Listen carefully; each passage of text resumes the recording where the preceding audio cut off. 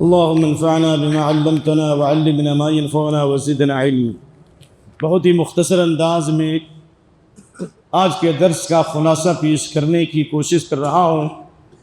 اللہ تعالی ہم سب کی نیتوں میں اخلاص عطا فرمائے، ہمارے اعمال میں استقامت اور ہماری تمام نیکیوں میں اور اعمال میں صحابہ و سلف صالحین کا رنگ و منہج غالب فرمائے۔ امام صاحب نے الحمدللہ آج تراویح کی نماز میں سورۃ المائدہ کو ختم کرتے ہوئے سورۃ الانعام کی اکثر آیات پڑھی ہیں۔ سورۃ المائدہ سے متعلق تھوڑی آواز کم کیجیے۔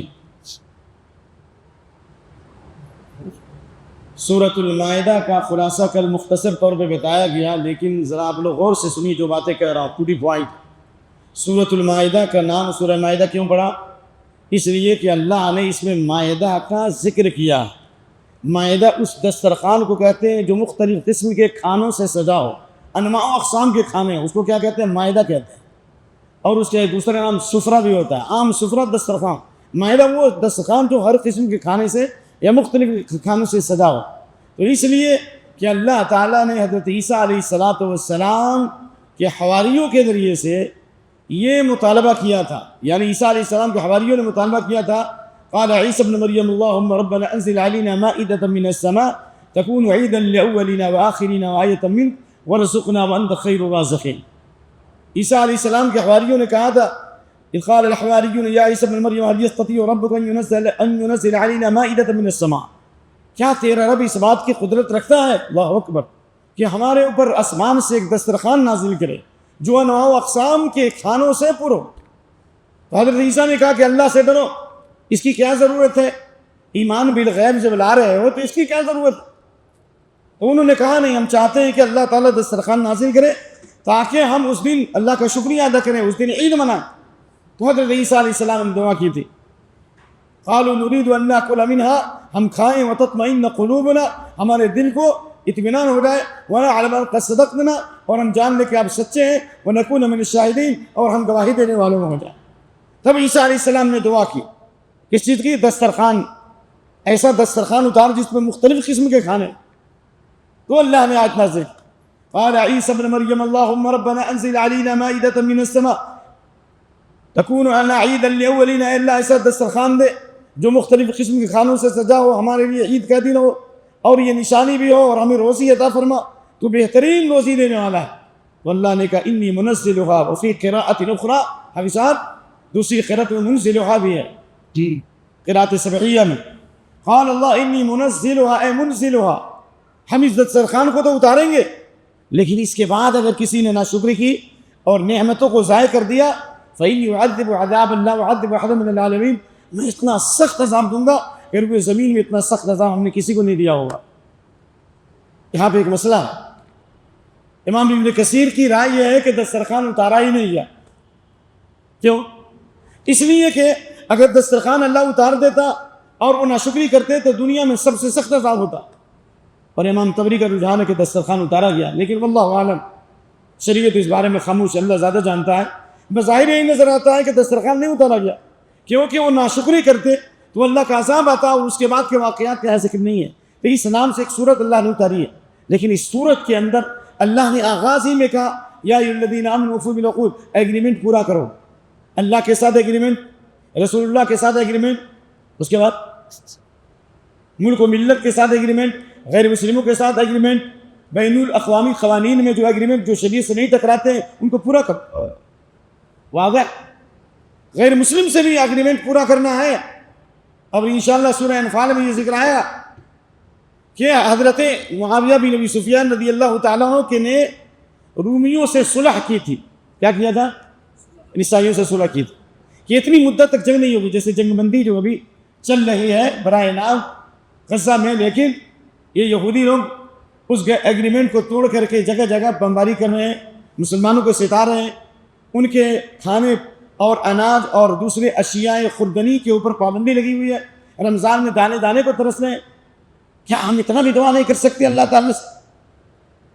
المؤمن لأہل الایمان بمنزلۃ الراس من الجسد، جسم میں جو انسان کے سر کا حصہ ہے اگر جسم میں کہیں درد ہو تو سر اس درد کو محسوس کرتا ہے.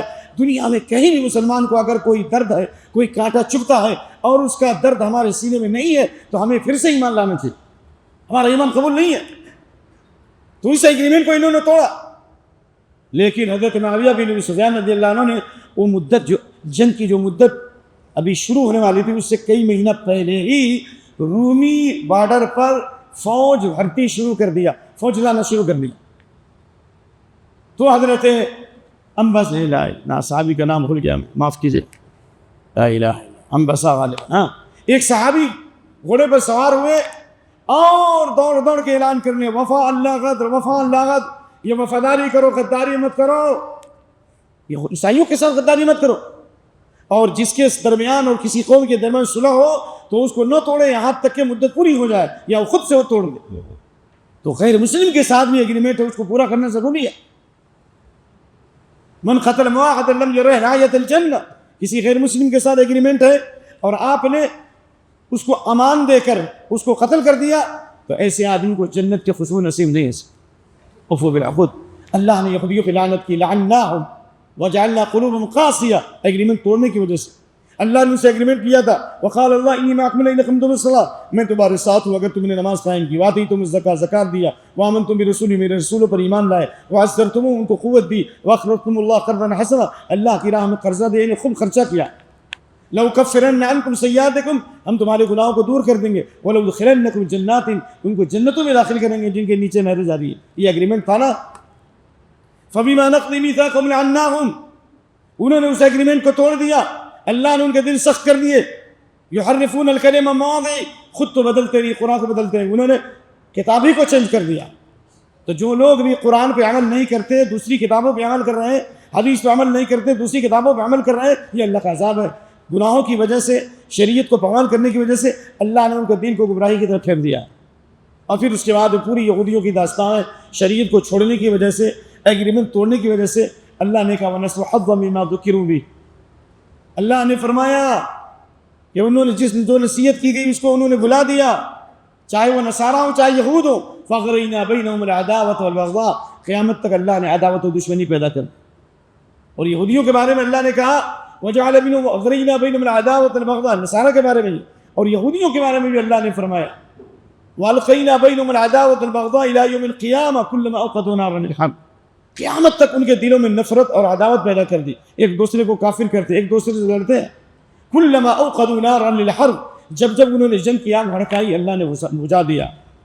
یہودی لوگ ہمیشہ جنگ کی آگ بھڑکاتے ہیں. First world war, second world war کس نے بھڑکایا؟ ابھی پوری دنیا کو جنگ میں جھونکنے کی سازش کون کر رہا ہے؟ معاف کرنا بھائی, ہاتھی کے کھانٹ دکھلانے کے کچھ ہوتے, کھانے کے کچھ.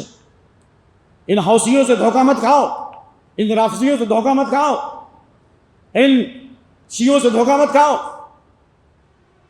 فلسطین میں بڑے بڑی مسجدوں کو مسمار کر کے وہاں امام باڑے بنائے گئے ہیں, یہ سب ایک ہیں. یہ امام ابن تیمیہ سے بڑے عالم نہیں ہو.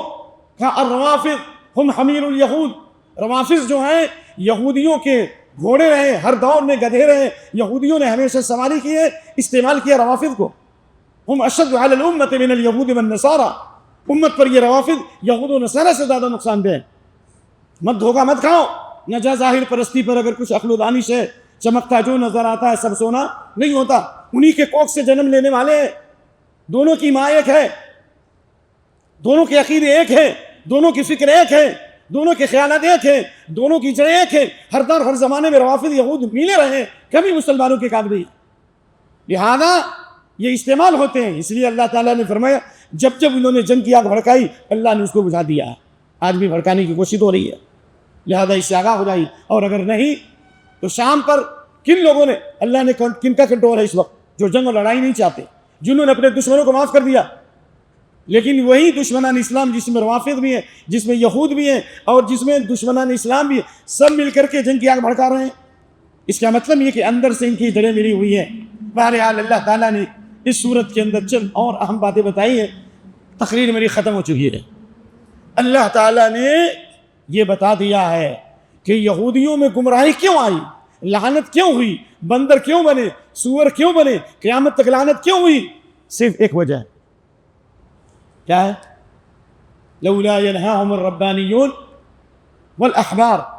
اس کے بعد عن قولهم الاثم والخبث. عبداللہ بن عباس فرماتے ہیں پورے قرآن میں دھمکی کی اور وعید کی اور عذاب کی سب سے خطرناک آیت یہی ہے. بندر سور کیوں بنے؟ دشمنوں کو مسلط کیوں کیا؟ اس لیے کہ ان کے علماء نے، ان کے عبادت گزاروں نے، ان کے بزرگوں نے ان کو حرام کھانے سے اور جھوٹ بولنے سے منع نہیں کیا. اس کا مطلب ہوگا جس قوم میں جھوٹ بولا جائے گا، جہاں حرام روزی ہوگی، جہاں حرام کاری ہوگی، جہاں زمینوں پہ قبضے ہوں گے، جہاں پلاٹوں پہ قبضے ہوں گے، پوری قوم تباہ ہو جائے گی، بندر سور بنائے جائیں گے. اسی حرام کاری کی وجہ سے فنکشن ہال کا غلط استعمال، یہ میوزک، یہ گانے، یہ ڈانس، اور کیا ہے، اسی حرام کھانے کی وجہ سے ہے نا. تو پوری قوم پر عذاب آیا اس لیے کہ ان کے علماء نے، ان کے عبادت گزاروں نے ان کو حرام کھانے سے اور جھوٹ بولنے سے منع نہیں کیا. اس آیت پہ غور کریں گے آپ لوگ انشاءاللہ. چلیے آگے آئیے. اللہ نے آنے والی آیات میں جو حفصہ نے پڑھی، لَتَجِدَنَّ أَشَدَّ النَّاسِ، ایمان والوں کا سب سے بدترین دشمن پاؤ گے یہودیوں کو اور مشرکین کو. یہود اور مشرکین دونوں مل جائیں گے. ہم لوگوں نے ایک سبجیکٹ پڑھا تھا جامعہ اسلامیہ میں، حاضر العالم الاسلامی، دنیا کے حالات. یہودی اور دنیا کے مشرکین اسلام کی آمد سے 2000 سال پہلے ان کے تعلقات، یہ پونے سے لے کر آگرہ تک جتنے کیا کہتے ہیں برہمن واد جو ہیں، یہ سب کے سب اصلاً یہودی، یہ خود برہمن لوگوں نے کہا. تو خلاصہ کلام یہ ہے کہ سب سے بڑے دشمن یہود اور مشرکین ہر دور میں ملے رہے. لیکن وَلَتَجِدَنَّ أَقْرَبَهُمْ مَوَدَّةً لِلَّذِينَ آمَنُوا الْيَهُودَ وَالَّذِينَ قَالُوا إِنَّا نَصَارَىٰ. لیکن ایمان والوں سے محبت کے اعتبار سے سب سے قریب اور دشمنی میں سب سے کم کون ہوں گے؟ نصارہ ہوں گے. آج دیکھیے فلسطین کے خلاف آواز اٹھانے والے کون؟ شام کے اندر جو حکومت قائم ہوئی اس کی تائید کرنے والے عیسائی ہیں. ظلم کے خلاف آواز اٹھانے والے کون ہیں؟ اس وہ عیسائی ہیں. کیوں؟ ذَلِكَ بِأَنَّ مِنْهُمْ قِسِّسِينَ وَرُهْبَانًا، اس لیے کہ اس میں قسیسین عبادت گزار لوگ ہیں اور اس میں پادری لوگ ہیں جن کے دل بہت نرم ہیں. اور اسی کا نتیجہ تھا کہ حضرت جعفر طیار نے جب نجاشی کے سامنے بہترین تقریر کی اور سورہ مریم کی آیت پڑھی اور توحید کی دعوت دی، تو قرآن سنتے ہی جتنے پادری تھے، نجاشی تھے، سب زار و قطار رونے لگے. ان کی آنکھوں سے آنسو جاری ہو گئے اسی وقت. وَإِذَا سَمِعُوا مَا أُنزِلَ إِلَى الرَّسُولِ تَرَىٰ أَعْيُنَهُمْ تَفِيضُ مِنَ الدَّمْعِ، آنکھوں سے آنسو جاری ہو گئے. اور اسی وقت کہا رَبَّنَا آمَنَّا فَاكْتُبْنَا مَعَ الشَّاهِدِينَ، ہم ایمان لائے اور اللہ تعالیٰ تو ہمیں گواہی دینے والوں میں شامل فرما. انہیں دعا کی کہ اللہ ہم لالچ رکھتے ہیں تو ہمیں جنت میں داخل فرما. تو اللہ نے ان کو جنت دی یا نہیں دی؟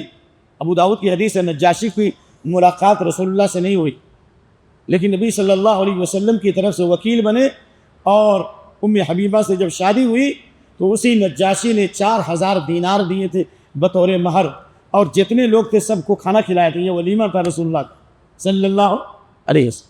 تو ایمان کی سچائی اور اخلاص اور قرآن سن کر رونے کی وجہ سے ابو داؤد میں روایت موجود ہے کہ نجاشی کی قبر پر لوگوں نے روشنی دیکھی، نور دیکھا، حالانکہ ان کی ملاقات رسول اللہ سے نہیں ہوئی ہے. تو اگر ہم بھی قرآن اخلاص سے پڑھیں گے، سنیں گے اور آنکھوں سے آنسو جاری ہوں گے تو اللہ ہمارے بھی قبر کو روشن اور کیا کرے گا؟ منور فرمائے گا. اس کے بعد ایک اہم مسئلہ بتانا چاہ رہا ہوں. اللہ نے اس کے بعد مسلمانوں کے خطاب کرتے ہوئے کہا لا تحرموا طیبات ما حل اللہ لکم، جو چیزیں حلال ہیں ان کو حرام مت سمجھو. یہ یہود و نصارہ نے اپنے عالموں اور عابدوں کا رب بنا لیا. جس کو ان کو عالموں نے حلال کیا اس کو حلال کر دیا، جس کو حرام کیا اس کو حرام کر دیا. اور آج بھی امت کا حال یہی ہے، ایک مجلس میں 3 طلاق دے دیا، حرام کر دیا، اور پھر حلالہ کی چھری چلا دیا. حلالہ کرنے والے پر، جس کے لیے حلالہ کیا جائے اس پر لعنت ہے. حضرت عمر نے کہا کہ اس کو رجم کریں گے، وہ کرائے کا سانڈ ہے وہ، ٹھیک ہے نا. تو اس لیے اللہ نے کہا جو چیزیں پاک ہیں ان کو حلال حرام مت سمجھو. بعض صحابہ نے کہا ہم گوشت میں نہیں کھائیں گے، حدیث بخاری میں. اور انس والی روایت میں کہ 3 صحابی نبی کے پاس آئے اور آپ نہیں تھے، آپ کی بیویوں سے پوچھا کہ آپ کے حالات بتاؤ. آپ کی بیویوں نے کہا کہ وہ رات میں سوتے بھی ہیں، ایک بیویوں سے ملتے بھی ہیں، کبھی روزہ بھی رکھتے ہیں، کبھی روزہ بھی چھوڑتے ہیں. یہ واقعہ معلوم ہے نا. ایک نے کہا کہ میں ہمیشہ روزہ رکھوں گا، دوسرے نے کہا میں رات بھر قیام کروں گا، تیسرے نے کہا میں شادی ہی نہیں کروں گا. وہ تو نبی صلی اللہ علیہ وسلم جب نبی کو معلوم ہوا تو کہا انتم الذین قلتم کذا و کذا، تم لوگوں نے یہ بات کہی ہے، اللہ کی قسم میں تمہیں سب سے زیادہ اللہ سے ڈرنے والا ہوں، سب سے زیادہ تقوی اختیار کرنے والا ہوں، اصوم و افطر، میں کبھی روزہ بھی رکھتا ہوں کبھی روزہ بھی چھوڑتا ہوں، واتزوج النساء، بیویوں سے ملتا بھی ہوں اور میں رات میں سوتا بھی ہوں، فمن رغب عن سنتی فلیس منی، جس نے میری سنت سے اعراض کیا وہ ہم میں سے نہیں ہے، لہذا جو شادی نہ کر کے لنگوٹ بن جائے، لنگوٹ نہیں وہ شیطان ہے وہ، کیونکہ اللہ نے تمام انبیاء کو بیویاں بھی دی بچے بھی دیے۔ سورہ رعد آیت نمبر 38، وَلَقَدْ جَعَلْنَا رُسُلًا مِّن قَبْلِكَ وَجَعَلْنَا لَهُمْ أَزْوَاجًا وَذُرِّيَّةً، اور اس کے بعد اللہ نے ایک مسئلہ بتایا قسم کا، یہ مسئلہ جان کے جائیے آپ، یہ مسئلہ سب کو جاننا ضروری ہے، اور اگر آپ نہیں جانتے ہیں اور اگر آپ نہیں سننا چاہتے ہیں تو آپ بتائیں یہ مسئلہ آپ کو معلوم ہے کتنا خطرناک مسئلہ ہے۔ اللہ نے کہا کہ قسم نہیں کھانا چاہیے بلا وجہ، لا یؤاخذکم اللہ باللغو فی ایمانکم، اگر غصے میں کبھی کہتے ہیں واللہ باللہ، اللہ کی قسم میں کروں گا، یعنی غیر شعوری طور پر انسان کی زبان سے قسم آ جائے، کسی کو امید یقین پیدا کرنے کے لیے کوئی سینٹینس میں قسم کھا کے بولے، پہلے سے ارادہ نہیں ہے قسم کا، اچانک ہو جائے، اس پر گرفت نہیں ہے، اس کو کہتے ہیں یمین لغو، یمین معنی قسم، لغو یعنی اس پر کوئی گرفت نہیں، وَلَٰكِن يُؤَاخِذُكُم بِمَا عَقَّدتُّمُ الْأَيْمَانَ، لیکن دوسری قسم اس کو کہتے ہیں یمین غموس، کیا کہتا ہے؟ یمین غموس، جس طرح آپ نے عبد الرحمن بن سمرہ کو کہا تھا اذا حلفت على يمين فرأيت غيرها خيرا منها فكفر عن يمينك ولتأتي الذي هو خير، اور اس بہت ساری حدیثیں، جب آپ یہ قسم کھا لیں کہ میں یہ کام نہیں کروں گا، میں تم سے بات نہیں کروں گا، مثال کے طور میں اس آدمی سے نہیں ملوں گا، میں ان کے ساتھ معاملات نہیں کروں گا، اور بعد میں پتہ چلے کہ جو تم نے قسم کھایا ہے یہ شریعت کے خلاف ہے، یہ شریعت کے خلاف ہے، تو شریعت یہ کہتی ہے کہ پہلے اس قسم کا کفارہ دو، کیا کرو؟ قسم کا کفارہ دو، نمبر 1، نمبر 2، جو کام تم کھائے کو یہ نہیں کریں گے وہ کام کرو، یعنی اس قسم کو توڑو اور اس کا کفارہ دو، اور کفارہ کیا ہے؟ فَكَفَّارَةُ إِطْعَامُ 10 مساکین، 10 مسکین کو کھانا کھلانا، درمیانی، یا نہیں تم کو کپڑے پہنانا، نہ بیسٹ نہ ہائی نہ لو، درمیانی، 10 مسکینوں کو کھانا کھلائیں یا کپڑا پہنا ہے، یا ایک غلام آزاد کریں، 3 میں سے کوئی ایک، یا تو کھانا کھلائے یا کپڑا پہنا یا غلام آزاد کریں۔ اگر ان تینوں میں سے کسی کی صلاحیت نہیں، نہ کھانا کھلا سکتے، نہ کپڑا پہنا سکتے، یا غلام آزاد کر سکتے، غلام تو ہے ہی نہیں اس وقت، تب کیا کرنا ہے؟ فَمَن لَّمْ يَجِدْ فَصِيَامُ 3 أَيَّامٍ، تو کتنے روزے رکھنے ہیں؟ 3 روزے رکھنے ہیں۔ قسم کا کفارہ کیا ہے؟ 3 روزہ، اور وہ 3 روزے لگاتار رکھنے ہیں یا الگ الگ رکھنے ہیں؟ حضرت عبداللہ بن مسعود کی قرأت میں 3 أيام متتابعات، لگاتار روزے رکھنے ہیں، صحیح قول میں 3 روزے لگاتار رکھنا ہے۔ اسی بنیاد پر کہا گیا کہ یہ قسم کا کفارہ ہے، جس طرح حضرت ابوبکر صدیق رضی اللہ عنہ نے قسم کھائی تھی کہ مستح پر خرچہ نہیں کریں گے، تو مستح بن اساثہ آپ کے خالازاد تھے، یعنی خالہ کے بھائی تھے، خالہ کے بیٹے تھے، خالازاد بھائی جس کو کہتے ہیں، کیونکہ حضرت عائشہ رضی اللہ عنہ کی شان میں جن لوگوں نے گستاخی کی ان میں یہ بھی تھا، کہا کہ میں تم پر خرچ نہیں کروں گا، تم نے ناک کٹا دی، اللہ نے آیت نازل کی وَلَا يَأْتَلِ أُولِي الْفَضْلِ مِنْكُمْ وَالسَّعَةِ أَن يُؤْتُوا أُولِي الْقُرْبَىٰ، تمہیں جو اولی الفضل لوگ ہیں، خوشحال لوگ، ان کو قسم نہیں کھانا چاہیے، کیا تم نہیں چاہتے کہ اللہ تمہاری مغفرت کرے؟ حضرت ابوبکر صدیق رضی اللہ عنہ نے قسم کا کفارہ دیا، اور مستح پر جس طرح خرچہ کرتے تو اسی طرح خرچہ کرنے لگے، واضح ہوئی بات؟ تو اس لیے یہ قسم کا کفارہ، اور اسی سے ریلیٹڈ ایک مسئلہ ہے، وہ ہے نظر۔ نظر سے تقدیر نہیں پلٹتی، دعا سے تقدیر پلٹتی ہے، دعا سے تقدیر پلٹتی ہے، شکریہ کرنے سے نعمتوں میں اضافہ ہوتا ہے۔ لیکن اگر کسی نے نظر مانی کہ میں انشاءاللہ اگر میرا کام ہو گیا تو میں حج کروں گا، یہ اچھا کام ہے، من نظر ان یطیع اللہ فلیطع، اس کو اللہ کی اطاعت کرنی چاہیے۔ اگر میرا کام ہو گیا تو میں 10 روزے رکھوں گا، 1 مہینے کا روزے رکھوں گا، تو اس کے لیے 1 مہینے کا روزہ رکھنا ضروری ہے۔ اگر روزہ رکھنے سے پہلے مر گیا تو اس کے اولیاء اور اس کے وارثین اس کی طرف سے روزہ رکھیں گے، من مات علیہ صیام صام عنہ ولیہ، سمجھ میں آ رہی بات نا؟ لیکن ایک مسئلہ یہ ہے، ایسی نظر مانتا ہے جس کی اس کے پاس طاقت ہی نہیں، یعنی لا نظر فیما لا یملک من آدم، یا گناہ کی نظر مانتا ہے میں اس سے بات نہیں کروں گا، میں گناہ کا کام کروں گا. تو جو آدمی ایسی نظر مانتا ہے جو گناہ کا کام ہے یا اس کی ادائیگی کی صلاحیت اس کے پاس نہیں ہے، تو کیا کرے گا وہ؟ کفارۃ النذر کفارۃ الیمین، کفارۃ النذر کفارۃ الیمین. تو اس نظر کا کفارہ کیا ہے کہ قسم کا کفارہ دے گا، یعنی 10 مسکین کو کھانا کھلائے گا یا کپڑا پہنائے گا یا غلام آزاد کرے گا، یا نہیں تو 3 روزے لگاتار رکھے گا. یہ مسائل تھے اور ابھی 2 منٹ باقی ہے. آخری بات یہ بتانی ہے کہ اللہ رب العالمین نے شراب کی حرمت نازل کرتے ہوئے فرمایا یا ایھا الذین آمنوا انما الخمر والمیسر والانصاب والازلام رجس من عمل الشیطان فاجتنبوه لعلکم تفلحون. شراب، جوا، تیروں کے پھال نکالنا شیطان کے گندے کام ہے، ان سے بچو. یہ شراب کی حرمت کی سب سے آخری آیت ہے. پہلی مرتبہ اللہ نے کہا اسم کبیر ونفع للناس، اس میں بہت گناہ بھی ہے، نقصان بھی ہے اور فائدہ بھی ہے، لیکن اس کا نقصان اس کے فائدے سے زیادہ ہے. حضرت عمر رضی اللہ عنہ نے دعا کی اللہم بین لنا فی الخمر بیانا شافیا، اللہ شراب کے بارے میں واضح حکم نازل فرما. تو اللہ نے کہا اس کے بعد لا تقربوا الصلاۃ وانتم سکارا، نشے کی حالت میں نماز کے قریب مت جاؤ.